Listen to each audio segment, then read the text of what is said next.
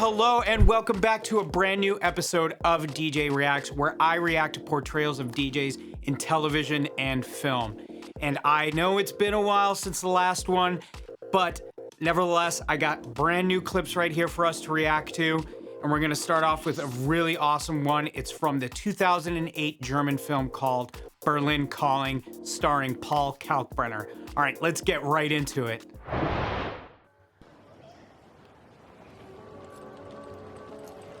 Heading out to a gig.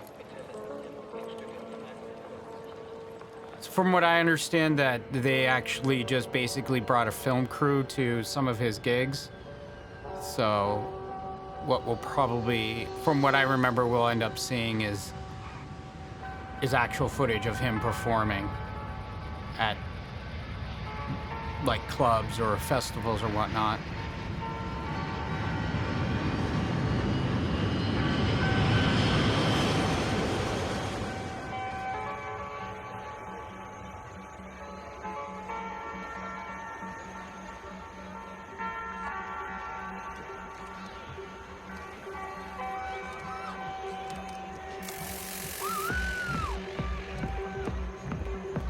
Nice.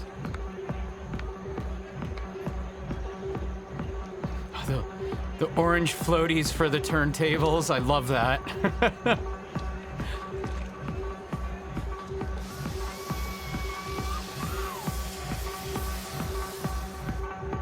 So there he goes. That's him playing right there.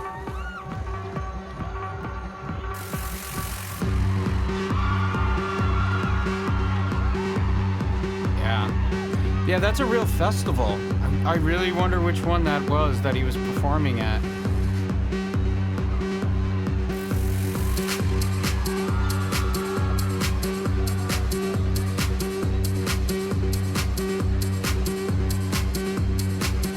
Awesome. Yeah, I do remember the music from this movie, and it's really good.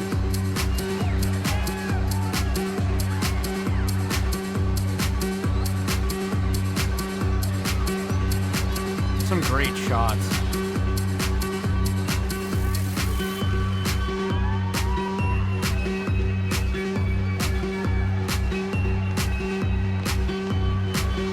Off to the next gig, I see. And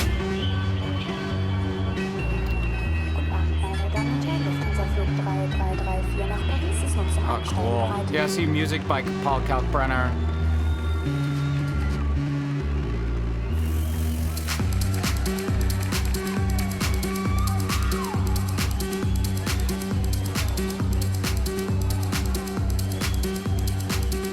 Very cool.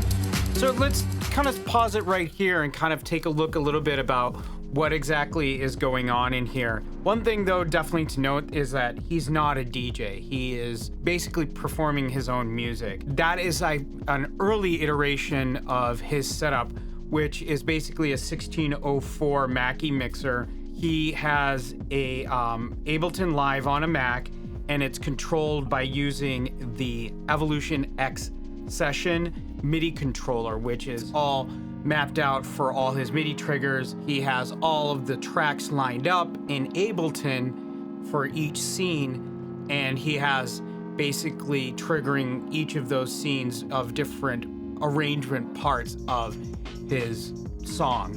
But this is kind of an early iteration of what he was doing. Now his setup has expanded dramatically. It has a lot more external devices and whatnot, but check out this video that he did in promotion for this film, and it really explains what his setup was at the time and how he performed. Keine gestellten Komparsenpartys sind, weil sonst sieht es dann aus wie ein Tatort. Das sind halt echte Partys. Also eine haben wir selber organisiert, die anderen waren normale Gigs von mir, wo dann die mit 2 Mühlen hingefahren sind und gedreht haben. Und ansonsten saß ich halt mit Hannes so, ja, also noch bevor klar war, dass er mich damit besetzen will, saßen wir 2 Jahre über dem Drehbuch und haben sozusagen gebrainstormt, eher so diesen ganzen großen Ganzen, dieser rote Bogen, den man nur spannen kann, wenn man so den Überblick hat. Und ich da sozusagen als in Detail technisch beratender Funktion, wie man das halt, so diese kleinen Sachen, wenn es dann wirklich auch so um ein Programm wie Ableton geht, was zeigt man, was kann man zeigen, was kann man umsetzen, also visualisieren, damit der Zuschauer auch versteht, was macht er da überhaupt. Also das Ding ist mit Live ist, man kann Live natürlich benutzen, um da einfach Loops zusammenzuschustern.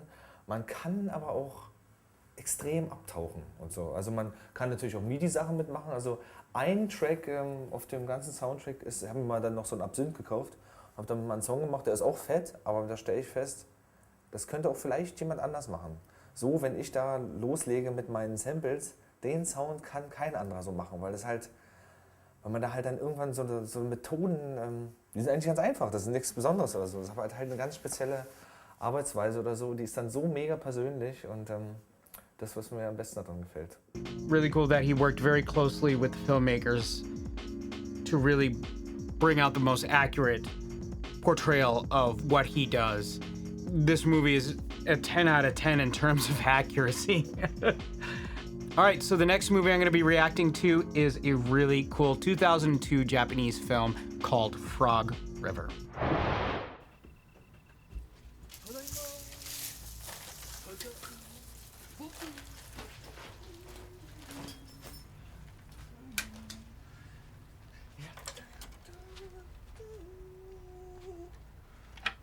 Okay, I'm gonna pause it right there because right off, I really love that little detail that they have of turning on the equipment and sort of the process of it. And it's the detail of the audiophile level of the equipment is really great.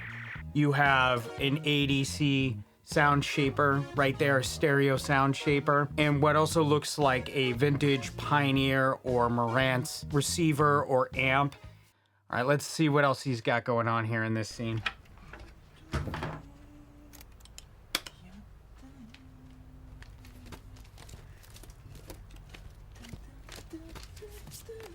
Oh, look at that shelter. My gosh, he's got all sorts of really good stuff. I think this is a Kerry Chandler track that if I remember correctly, they put on. But like the detail right there. Yeah.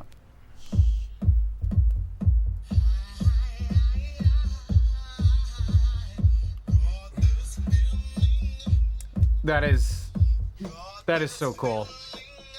The way that he's sorting through the records and really excited and figuring out what he wants to throw down, and then he starts messing around with that EQ isolation rack right there, which is very popular during the time of like, especially for vinyl DJs at that time, to really kind of like modify and filter out certain frequencies, because that mixer doesn't have individual EQs like a lot of the modern mixers that we have now. I absolutely love it, and it really sounds fantastic, records playing through that kind of mixer. So let's see what else he's got going on here.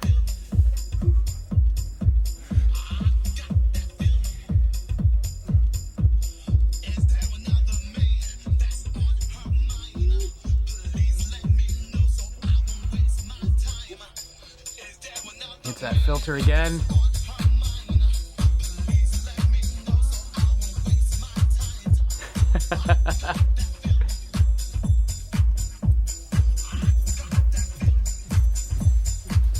Oh boy, what has he got going on now? This is. I mean, the music's great. Like you can't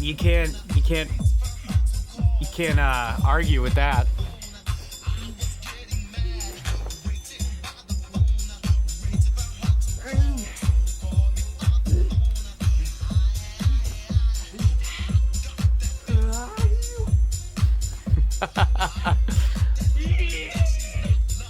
Free!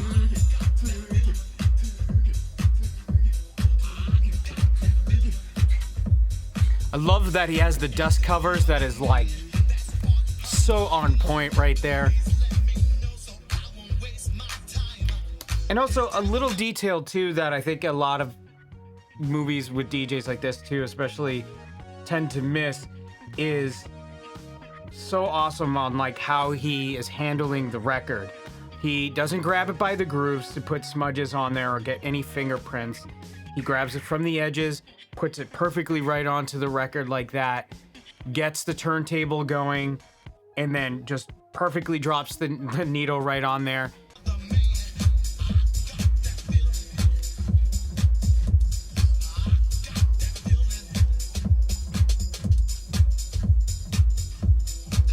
I love that. The headphone, the single headphone with the little flashlight on there. Yep, and he's got the pitch.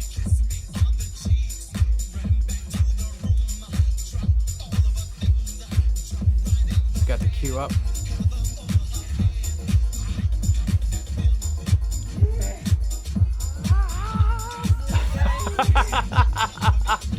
He's really getting into it. Ooh.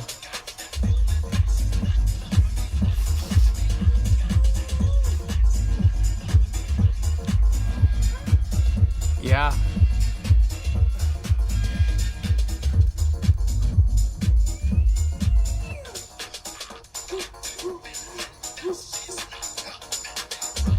That's awesome.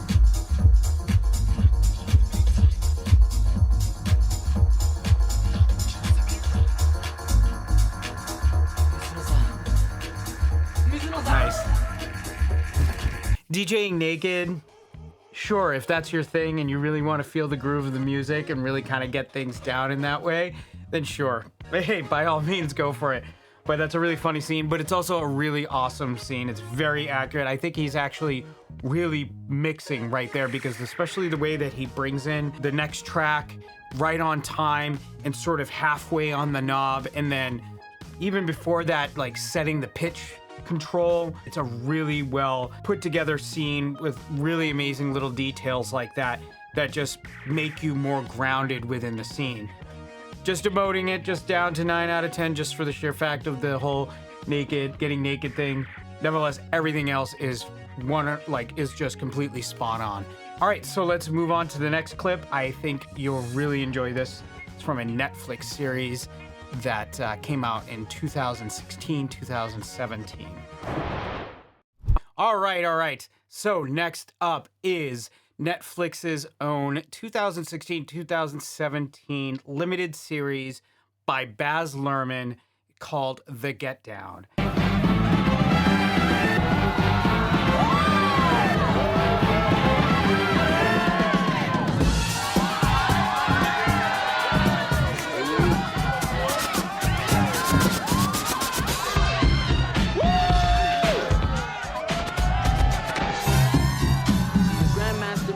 The get down part.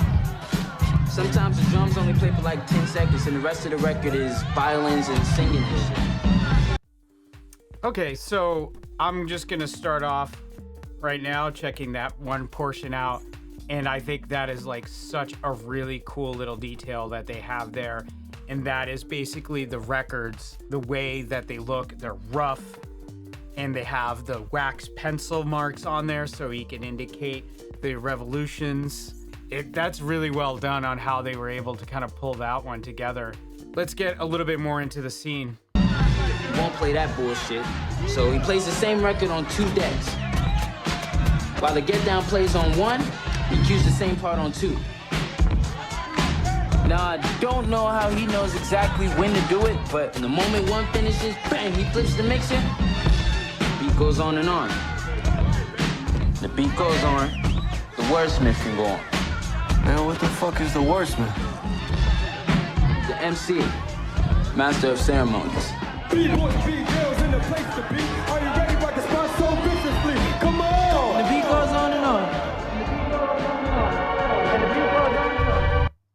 Yeah, that's a really cool scene. I mean, it really shows what was really kind of emblematic of the time, and especially the part where he's talking about the get down part, which other DJs also, like DJ Kool Herc, he called it the merry-go-round, is extending that one particular break in the song.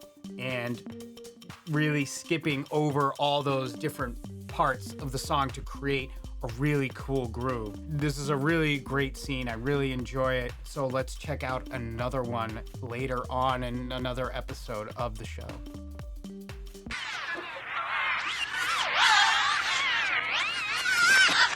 So be in the moment, yes. But give the future your utmost attention. Exactly, wordsmith. Making sure the get down part is ready to depart, all right? 1, 2, 3, 4. Check. Under the needle. Wait, what does under the needle mean? That means the beat is locked, loaded, and ready to go. Now, that beat is fresh, right? But you're racing against the imminent whackness. So remember, it's all about math, Grasshopper.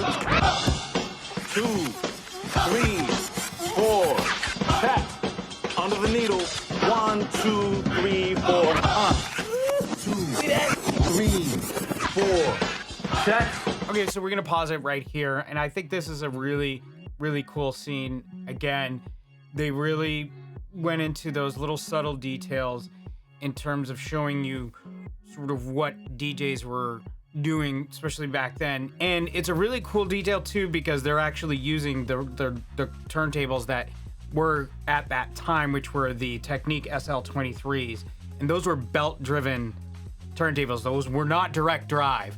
So they were a little tricky in terms of how you would use the record and the amount of force that you had to put on the actual platter in order for you to be able to spin that back. So the way that he's kind of holding it in the middle that way really is very accurate, because I've actually played on belt-driven turntables, and you really kind of have to force yourself in trying to put that record into position.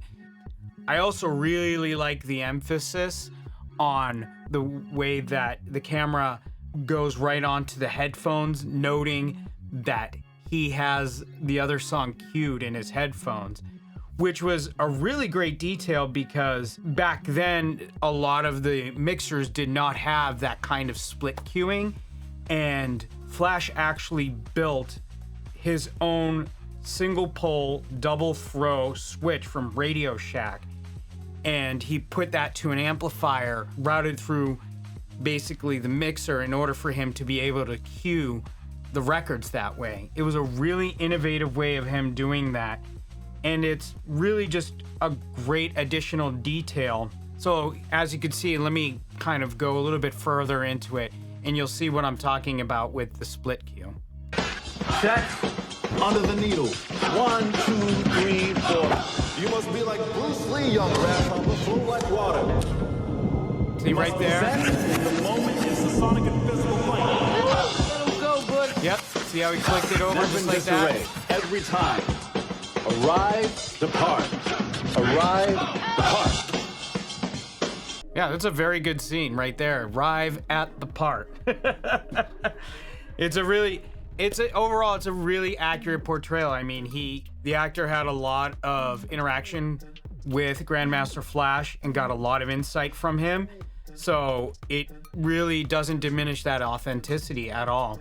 I think bringing those little details into a scene like that, again, really bring you into the story a lot more, and really believe that these people are doing what they're doing on screen.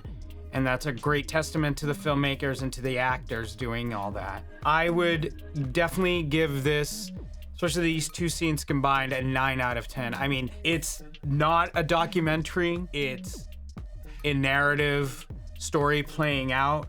So there are little things that are being left out per se, but nevertheless, it's very accurate. And yeah, I definitely, again, stand to it, 9 out of 10 for that.